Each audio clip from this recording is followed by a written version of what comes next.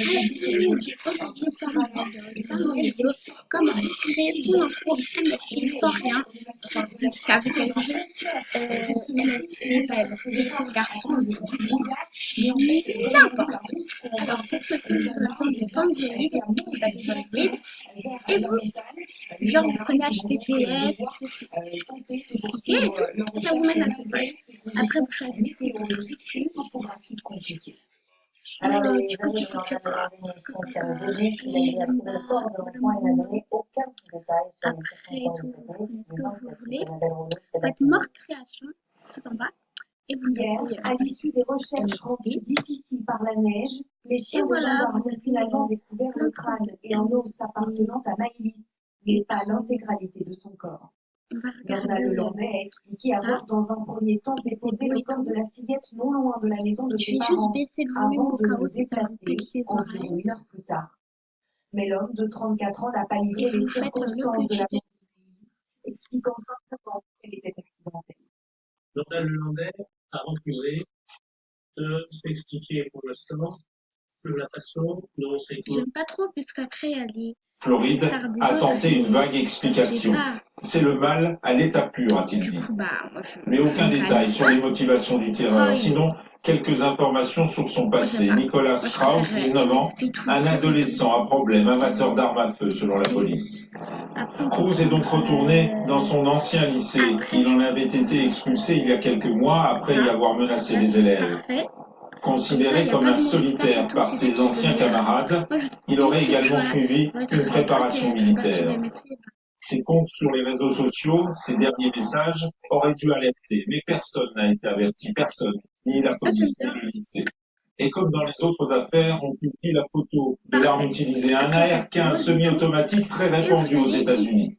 Et puis, le tweet du président, aucun enfant, aucun enseignant ou quiconque ne devrait jamais se sentir en danger dans une école américaine. Cette fusillade est pourtant la 291e dans un milieu scolaire dans ce pays depuis 5 ans. Et vous cliquez sur... Alors, on va retrouver en direct notre correspondante aux États-Unis, Catherine Gentil de CanCode, qui est en Floride où le jour solaire. Catherine, ça va bien sûr relancer le vieux débat sur les armes à feu aux États-Unis. MSP. Eh bien oui, écoutez, on pourrait espérer que ce débat soit relancé, car c'est en effet la 18e fusillade dans une école depuis le début de l'année, c'est-à-dire en 1 mois et demi, ce qui veut dire que ce genre de drame est devenu totalement banal, alors que bien évidemment, par définition, les établissements scolaires devraient être des lieux sanctuarisés. Alors je vais juste vous citer 2 chiffres pour comprendre l'ampleur du problème ici. Tous les jours aux États-Unis, il y a près de 10 enfants qui sont tués par balle, et au total, ce sont 13 000 Américains qui perdent leur vie ainsi chaque année. Alors aujourd'hui, sûrement les démocrates vont demander qu'on légifère pour qu'au moins les armes les plus dangereuses ne puissent pas arriver dans les mains des plus jeunes. Mais tant que ce sera un certain Donald Trump qui sera président des États-Unis d'Amérique, peu de choses sûrement vont changer, car en effet, il considère que ce ne sont pas les armes qui sont dangereuses, mais les hommes qui les utilisent, et que dans ce cas, évidemment, il ne sert à rien de légiférer. Et puis en fait, il faut se souvenir qu'à l'époque du drame du Bataclan, il avait dit que si les spectateurs étaient armés, eh bien, ils auraient pu se défendre, c'est-à-dire tout simplement qu'il fait lui-même l'éloge des armes à feu. Malgré son truc de ce matin. Merci Catherine de votre témoignage et de votre analyse. On revient en France avec un autre drame, je vous le disais tout à l'heure dans les titres. Une nouvelle avalanche hier apparemment dans les Pyrénées du Cotterêts, de la station de Cotterêts. 3 skieurs a évolué hors piste, ils avaient disparu hier soir, on a retrouvé leur corps ce matin tués par une avalanche. Hier, il y avait eu une autre avalanche du côté de Gavarnie où un jeune avait été tué. Premières infos sur cette nouvelle avalanche avec Patrick Nini. Les 3 skieurs faisaient du hors-piste. Ils étaient portés disparus depuis hier. Localisés ce matin, leurs corps ont été retrouvés près d'une piste sur le domaine du cirque du Lys à Cotterêts. D'importants secours avaient été déployés sur place, y compris un hélicoptère et une quinzaine de gendarmes. C'est une avalanche qui est à l'origine du drame. Les 3 victimes sont originaires de Bordeaux et de Poitiers. Une cellule d'urgence a été activée. Et les risques d'avalanche sont à leur maximum avec le Redoux sur lequel reviendra tout à l'heure Evelyne Delia. C'est la première semaine des vacances de la zone A. Les Parisiens et les gens de Midi-Pyrénées les rejoignent la semaine prochaine. Attention, risque d'avalanche énorme avec ce redout. Lié peut-être, mais pas vraiment à la météo, cette épidémie de rougeole qui suscite pas mal d'inquiétudes depuis quelques temps dans le sud-ouest. Près de 300 malades recensés, à Poitiers, je vous l'ai dit cette semaine, une femme de 32 ans en est morte. La ministre a lancé hier un appel pour que les gens se vaccinent. À Bordeaux, Guillaume Poirier, Julia Gardet. Depuis novembre et le début de l'épidémie, les Français entendent à nouveau parler de la rougeole, une maladie parfois sous-estimée ou mal connue qui peut pourtant entraîner de graves conséquences. C'est comme toutes les maladies infectieuses, on a dit qu'on les avait éradiquées plus ou moins, et en définitive, elles reviennent au galop. J'ai jamais considéré que c'était une maladie très grave, une maladie sérieuse. Pour laquelle on laisse consulter mon enfant, on protège les autres, etc. Aucun traitement n'existe pour soigner la rougeole. À moins de l'avoir déjà contracté, seul un vaccin permet de s'en protéger. 2 injections sont nécessaires, mais encore faut-il savoir où on en est. Les gens, quand on les interroge, ne pensent pas, c'est une maladie infantile, etc. Quand on leur demande s'ils sont à jour de leur vaccination, ils l'ignorent totalement. Je sais que j'ai des vaccinés pour la diphtérie, je sais la coqueluche, le BCG 89, la rougeole, je sais pas du tout. Le virus est très contagieux et sa progression pourrait être freinée grâce à la vaccination. En cas de contact avec une personne atteinte, celle-ci doit intervenir dans les 72 heures. Sur les entourages, il y a fréquemment des gens non vaccinés, puisque la couverture vaccinale est bien insuffisante sur le territoire national et en Nouvelle-Aquitaine, autour de 70 à 80% en fonction des départements, avec un objectif à 95. La rougeole n'avait pas fait autant parler d'elle depuis l'épidémie de 2011. À ce jour, 387 cas sont recensés en France, dont 70% en Nouvelle-Aquitaine. Si tu mets Gucci Gang, ça va faire trop bien. Autre chose encore, la remise ce matin au Premier ministre d'un rapport très attendu sur notre système ferroviaire, rapport qui avait été confié à l'ancien patron d'Air France, Cyril Pinetta, pour résorber la dette et préparer l'arrivée de la concurrence. Parmi une quarantaine de propositions, la suppression du statut de cheminot pour les nouveaux embauchés. On parle aussi de plan de départ volontaire.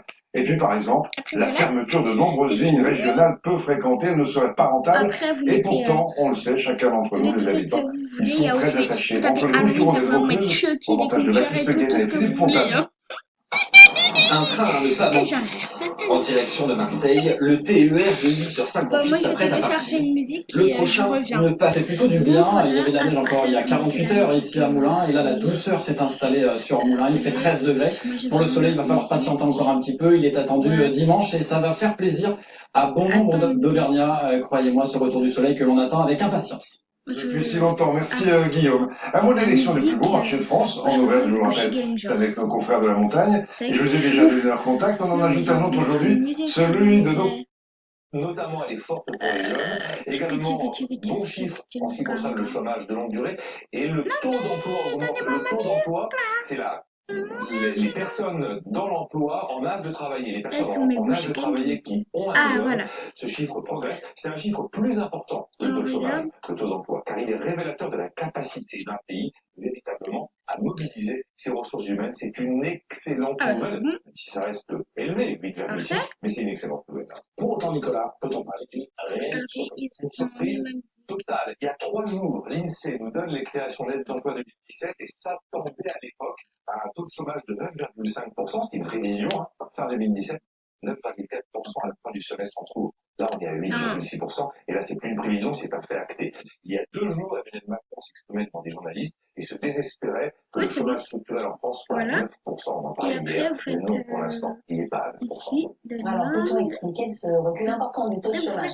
On a plein d'arguments pour expliquer pourquoi le taux reculait peu. C'est vrai qu'on avait arrêté les subventions, on avait arrêté les effets trompe-l'œil, et puis on a une démographie dynamique. On a moins d'arguments rationnels pour expliquer pourquoi le chiffre est aussi bon. Alors certes, il y a l'effet croissance qui est En fait, je crois que vous allez pas entendre mais aussi peut-être avec une pénurie de manœuvre. Vous savez, les entreprises ont beaucoup de mal à recruter. Elles ont peut-être effectivement commencé à revoir à la baisse leurs exigences en termes de qualification pour malgré tout recruter. Et puis il y a sans doute un effet qu'on a profondément sous-estimé. C'est un effet retour de la confiance qui visiblement est réel. Alors, à l'inverse, c'est difficile d'imaginer que dans ces chiffres, il y a les premiers effets positifs de la réforme du Code du travail et des entreprises.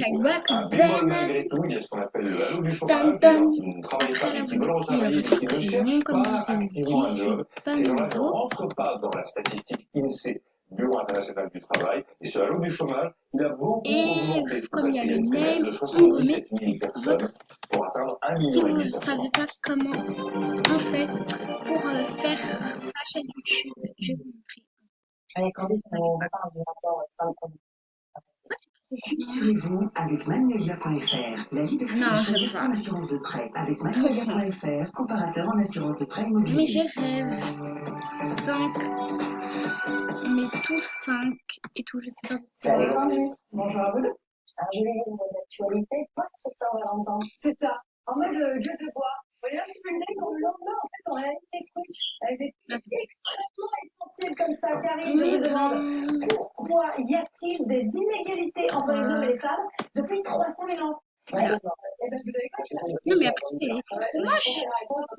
Je mettrai ça en machin là. Non moi j'aime pas. Effectivement, j'ai la réponse grâce à ce Je livre, déteste. grâce donc à Soledad Bravi, Mais dessinatrice ça de là Grand pour Talent, qui voir. peut toujours hurler de rire avec ses paresseuses notamment. Désolée, la vidéo va durer énorme. Après quand vous avez fini de télécharger le truc, et tout, vous devez mettre le pseudo et quand vous voulez, vous allez dans vos fichiers et vous aurez ici. Après, voilà. J'espère que cette vidéo vous aura plu. N'hésitez pas à liker et à vous abonner. Ciao.